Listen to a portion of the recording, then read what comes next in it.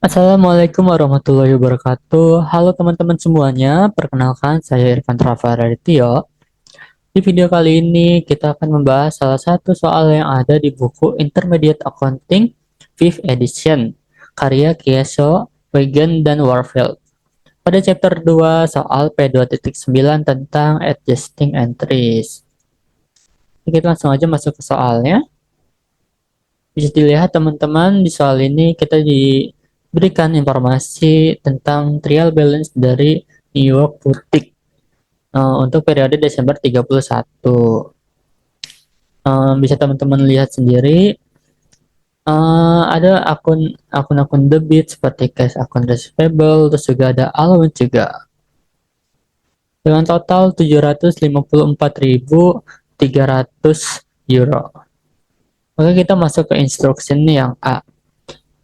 Kita disuruh instruksinya A tuh construct the account and enter the balance zone. Jadi kita disuruh membuat buku besar dengan format di account ya teman-teman. Ini teman-teman bisa dilihat di sini adalah format di account untuk jawaban dari instruksi nomor 1. Seperti cash, ada saldo di debit 18.500 euro.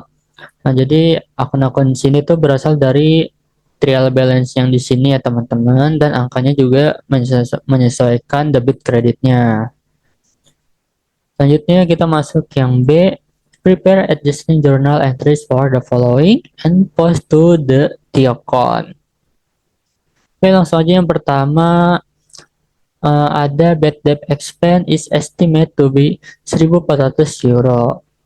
Jadi ini kita udah dikasih tahu angkanya ya teman-teman buat bad debt expense pada periode ini. Oke, untuk jurnalnya itu bad debt expense pada allowance for the full account sebesar 1.400. Selanjutnya untuk soal kedua, equipment is depreciated based on 7-year life, no residual value. Jadi di sini jelasin kalau kita bakal depresiasi equipment kita ya, dan masa manfaatnya itu selama 7 tahun. Kita lihat dulu cost equipment kita tuh ada 84.000. Jadi untuk menghitung periode saat ini 84.000 dibagi 7 hasilnya 12.000. Untuk jurnal itu depreciation expense pada accumulate depreciation equipment sebesar 12.000. Selanjutnya di soal ketiga ada insurance expired during the year 2.550 euro. Jadi di sini ada asuransi kita nih udah expired pada tahun ini sebesar 2.550 euro. Kalau misalnya expired maka akan kita bebankan teman-teman. Untuk final sendiri itu ada insurance expense pada prepaid insurance. Jadi kita akan menambah expense kita dan mengurangi prepaid kita sebesar 2.550. Selanjutnya soal keempat ada interest accrued on notes payable 3.360 euro. Jadi dari notes payable kita nih ada bunga ya teman-teman yang harus kita bayar. Oke, untuk nilai itu sendiri interest expense pada interest payable sebesar 3.360 euro. Oke, selanjutnya kita lanjut ke nomor 5, ada salaries and wages earned but not paid 2.400 euro. Jadi kita sedang membebankan beban gaji tapi belum kita bayar ya teman-teman. Oke, untuk akun jurnal itu salaries and wages expense di debit pada salaries and wages payable sebelah kredit sebesar 2.400. Selanjutnya ada advertising paid in advance sebesar 700 euro. Jadi di sini teman-teman kita harus merhatiin soal lagi. Kalau misalnya sebelumnya kita sudah menexpensekan advertising kita tuh sebesar 6.700, tapi ternyata di akhir periode masih ada sisa nih teman-teman yang belum kepakai. Jadi maka akan kita ubah menjadi aset ya teman-teman.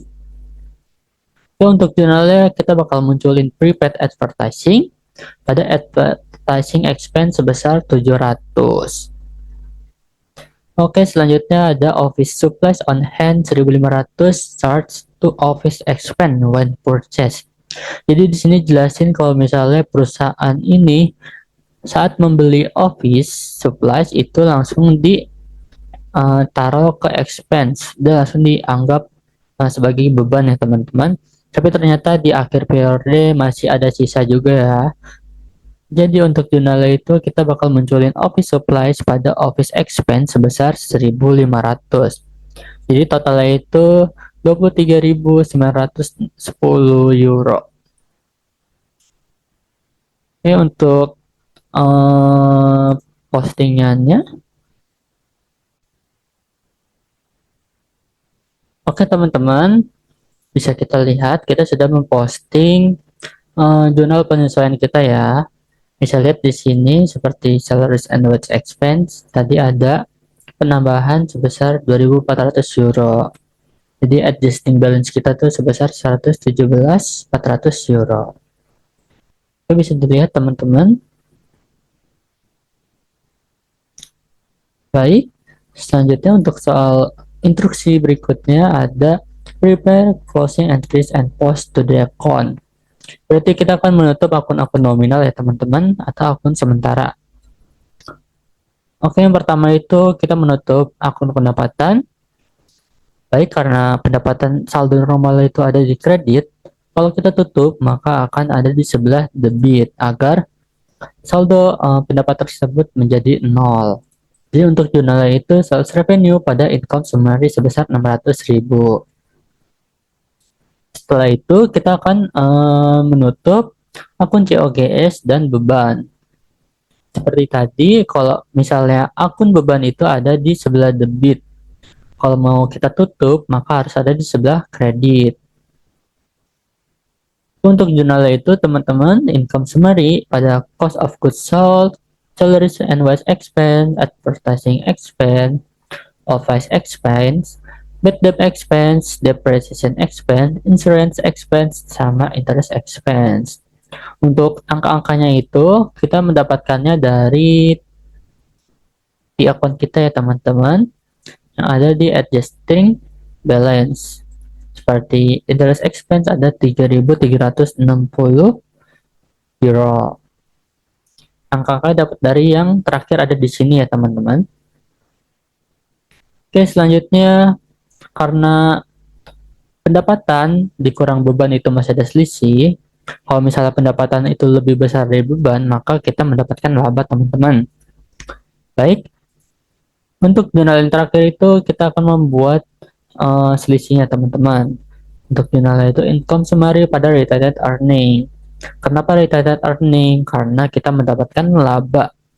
Kenapa dari kredit? Karena itu laba ya teman-teman.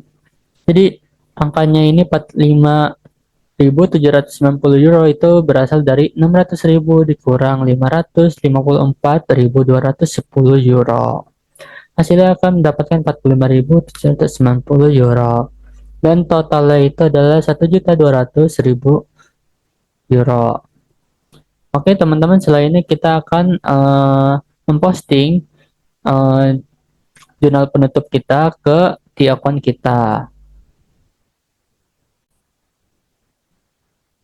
Oke teman-teman, bisa dilihat di akun kita sudah kita sudah menutup jurnal closing kita. Kita sudah menutup jurnal penutup kita ya teman-teman. Jadi untuk akun-akun nominal itu hasilnya bakal 0. Contohnya tuh sales revenue 0, cost of goods sold 0, lalu ada interest expense 0, insurance expense 0, depreciation expense 0, bad debt expense 0, office expense 0, advertising expense dan salaries and wage expense 0. Dan juga ada tambahan akun baru di sini teman-teman, ada income summary. Oke teman-teman, mungkin sampai segitu aja pembahasan kita untuk chapter 2 soal P2.9 ya. Semoga video ini dapat membantu kalian untuk dapat memahami lebih lanjut terkait adjusting entries. Baik, terima kasih teman-teman. Wassalamualaikum warahmatullahi wabarakatuh. Sampai ketemu lagi di video berikutnya ya. Terima kasih.